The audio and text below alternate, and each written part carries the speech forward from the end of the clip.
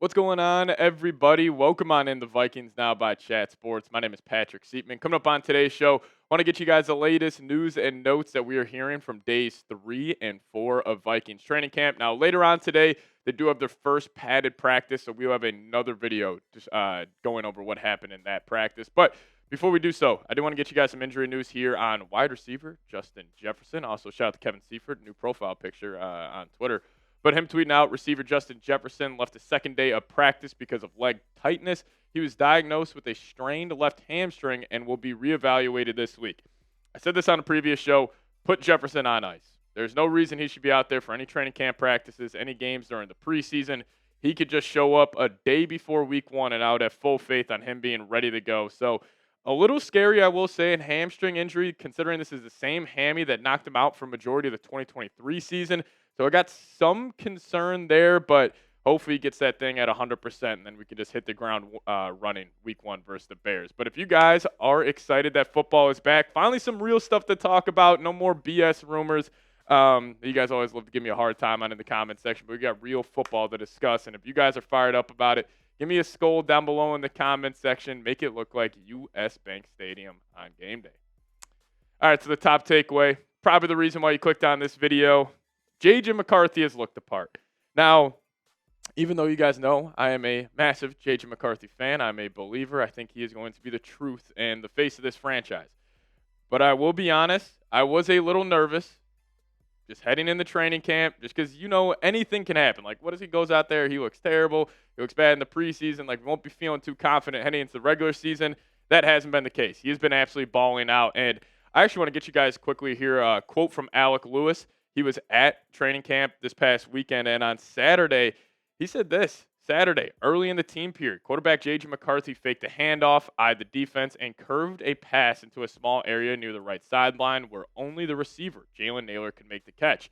There wasn't any hooting or hollering. Sure, the fans cheered, but they didn't react as loudly as they did when McCarthy connected on a deep ball. No social media frenzy ensued. In fact, it's hard to find a video clip, but it exists. Cameras captured what is one of the most critical signs that has surfaced for the Vikings. And also, as we know, the clips that have gone viral on Twitter, I'm sure you guys have seen them already, but JJ connected with Jordan Addison on 2 60-plus yard touchdowns. And, you really see the velocity on his arm. And, there was this red zone period where the Vikings were just doing 7-on-7s, and TJ Hawkinson's running through the back of the end zone.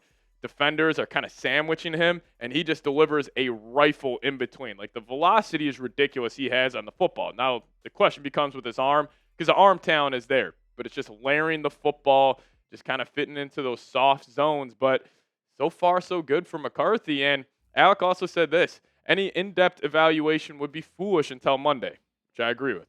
When players don't have pads on in the pass rush, speeds McCarthy up even further. However, the 22-year-old has checked critical boxes early on. The Vikings have gotten in and out of the huddle on time, and the operation at the line of scrimmage has been smooth. McCarthy uses cadences Saturday to create a free play, and quarterbacks coach Josh McCown patted him on the helmet afterward. Processing the defensive picture hasn't been an issue either.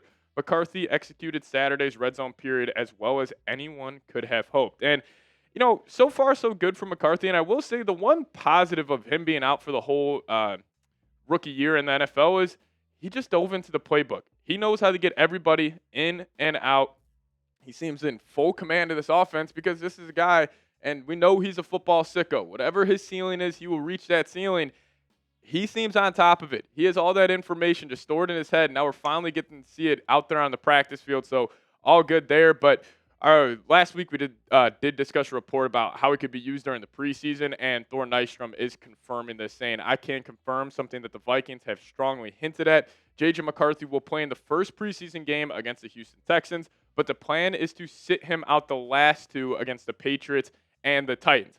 I agree with this, but he definitely needs to get a good amount of run in that first preseason game. I want to see him at least play a whole first quarter, maybe a whole first half, but if you are going to put McCarthy out there, you got to at least have the starting offensive line. Now, obviously, you won't have Christian Darrisaw, but I want to see Jackson, Kelly Fries, and Brian O'Neill. And you're not going to throw Addison or Jefferson out there, but still, throw a Jalen Nailor, throw a Ty Felton, throw a Rondell Moore, and you can even throw a Ty Chandler out there at the running back position because you're probably not going to play Jordan Mason or Aaron Jones. But I like that the Vikings are going to get him some reps. And I think the best reps McCarthy will get won't come in any preseason games. It will come during the joint practices versus the New England Patriots. And, it's probably a big reason why they're going to hold him out for week 2 and week 3. But we kick it to the defense here. Takeaway number 2.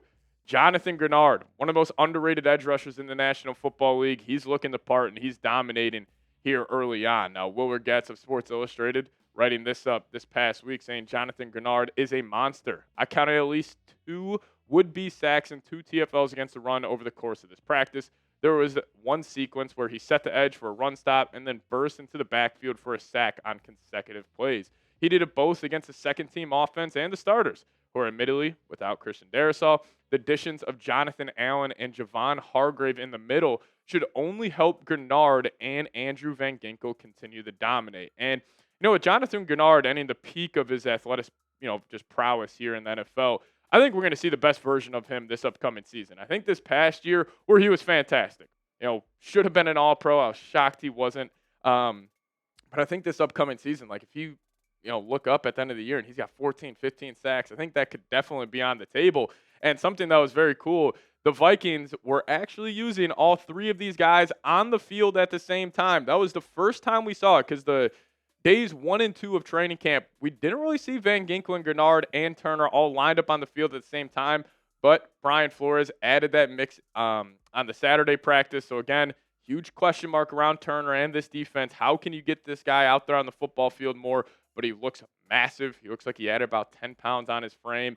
And I just can't wait to see what he's going to do in year 2 for this Vikings defense. Now, we'll get to more takeaways here in a second. But before we do so, I got to tell you guys about a new product we have here at Vikings on by Chat Sports. And that is Factor Form's Daily Greens. Now, start your day right with Daily Greens by Factor Form by heading on over to factor75.com/VikingsChat to get 40% off plus free shipping on your first order. Now, I've tried green supplements in the past, and I swore I was never going to try them again until I pivoted to trying Factor Form's Daily Greens.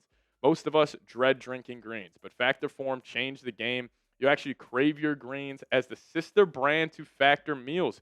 Factor Form was designed to work hand in hand with your meals, making better nutrition effortless. Daily Greens is a greens powder by Factor Form you'll look forward to drinking. Just one scoop delivers 100% of your daily nutrients, filling nutrient gaps, supporting whole body health, and helping you feel your best. With a refreshing, citrusy, clean, and smooth taste that's actually enjoyable to drink, mix a single-serve pack in water, and you're good to go.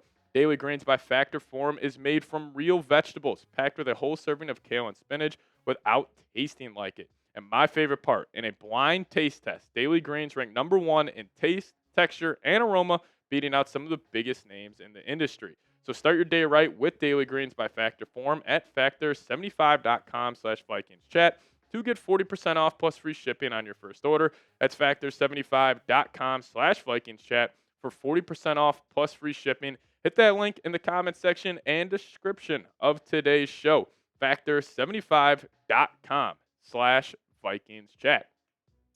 All right, takeaway number 3, and this is kind of an obvious one, and this probably is across the board in the NFL. The defense is ahead of the offense, and specifically for the Vikings. Now, this does make some sense. With most of the guys returning on defense, another year under the Flores system, and on the day 4 of Vikings training camp, the defense just got the better of the offense on multiple series, which, again, is no shocker. Like, you got this new quarterback, J.J. McCarthy, the youngest QB in the NFL that's starting this upcoming season.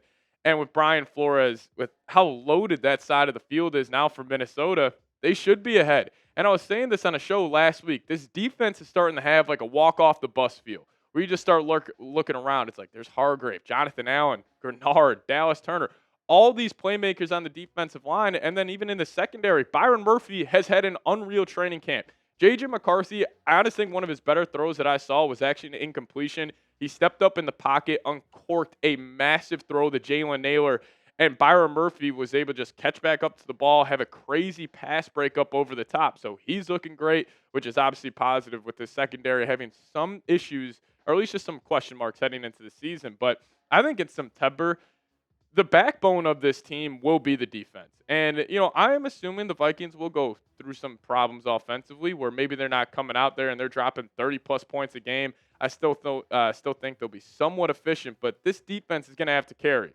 Because against the Bears, Caleb Williams, still getting accustomed to that Ben Johnson offense. I'm assuming Flores' group will be ahead of that unit in Chicago, then even Atlanta. Now, a huge test will be week 3 against the Cincinnati Bengals. Best passing attack in the league.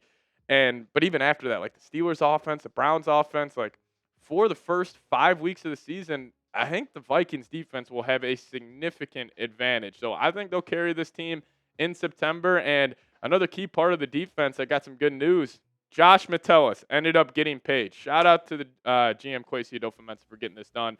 And honestly, when I was going back, I was watching some of the top mic'd up moments from the Vikings season this past year. I completely forgot Josh Metellus was the guy that was breaking down the huddle, giving that rah-rah speech before every single game. He had me excited to go, but he deserved the contract he got. It was 3 years, $36 million, max value of $42 million, and $25 million of that is guaranteed. You know, it's funny with Metellus. It's like, do you pay him as a linebacker? Do you pay him as a safety? Do you pay him as a nickel corner? They kind of found that middle ground of a linebacker and safety hybrid, which he is. So I think $12 million per year is more than okay. I'm curious to see what the incentives are on that deal to get up to $42 million. But again, once we get that info, we'll get you guys that on a future show. Now, probably another question mark on this team. Will Reichard, is he back? Is he looking the part? At least he looked good at a couple of days during training camp. Now, obviously, he was awesome at the first half of the year, suffered that quad injury, definitely took a step back, missed some easy kicks that he's normally hits throughout his entire playing career, playing the game of football. But is there no need to worry on Saturday? He went 5 for 6, hitting from 33, 40, 45, 50, and 54. He did miss one from 43 yards. But, I really don't have a concern for Reichard. Like, even in his college career at Alabama, this guy was hitting big-time kicks over and over again.